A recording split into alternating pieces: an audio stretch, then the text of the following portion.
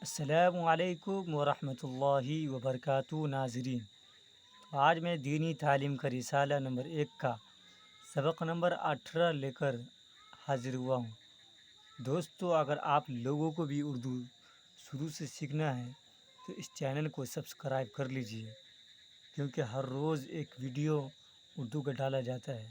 تو چلیے بنا تاخیر کے ہم شروع کرتے ہیں۔ بسم اللہ الرحمن الرحیم۔ برائی کے بدلے میں بھلائی۔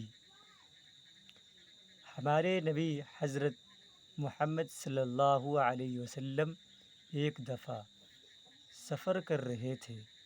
دوپہر کا وقت ہو گیا، گرمی سخت تھی، اس لیے تھوڑی دیر آرام کرنے کے لیے ایک جگہ ٹھہر گئے۔ سب ساتھی اونٹوں سے اتر کر آرام کرنے لگے۔ ہمارے نبی صلی اللہ علیہ وسلم صاحب بھی تھوڑی دور ہٹ کر ایک درخت کے سایہ میں لیٹ گئے۔ آپ صلی اللہ علیہ وسلم تھکے ہوئے تھے۔ لیٹتے ہی آنکھ لگ گئی۔ ایک شخص آپ کی طاق میں تھا۔ اس نے دیکھا کہ آپ صلی اللہ علیہ وسلم ساتھیوں سے دور ہیں اور سو رہے ہیں۔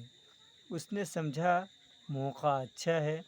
وہ لپکا آپ صلی اللہ علیہ وسلم کے سرہانے پہنچا اور تلوار سونٹ کر حملہ کا ارادہ کر لیا۔ ایک دم ہمارے حضرت محمد صلی اللہ علیہ وسلم کی آنکھ کھل گئی۔ دیکھا کہ ایک جانی دشمن ننگی تلوار لیے حملہ کا ارادہ کر رہا ہے۔ دشمن اس غرور میں تھا کہ وہ پوری طرح قابو پا چکا ہے اور اب آنن فانن آپ صلی اللہ علیہ وسلم کا کام تمام کر دے گا۔ اس نے بڑے گھمنڈ سے کہا، محمد، بتاؤ اب تجھ کو کون بچا سکتا ہے؟ ہمارے حضرت محمد صلی اللہ علیہ وسلم نے بڑے اطمینان سے جواب دیا، اللہ۔ نبی صاحب کے اطمینان اور آپ کے اس جواب کا دشمن پر ایسا اثر ہوا کہ وہ ہکا بکا رہ گیا، ہمت پست ہو گئی، ہاتھ پاؤں پھول گئے، تلوار ہاتھ سے چھوٹ گئی۔ نبی صاحب اٹھے، تلوار ہاتھ میں لی اور دشمن کو پکڑ کر فرمایا، بتا، تجھ کو کون بچائے گا؟ دشمن اللہ کو نہیں مانتا تھا، اس کا بھروسہ اللہ پر نہیں تھا۔ وہ تھر تھر کانپنے لگا۔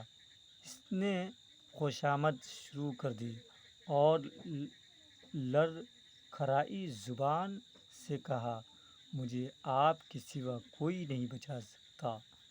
آپ صلی اللہ علیہ وسلم نے اس کو معاف فرما دیا اور اس پر ایسی مہربانی کی کہ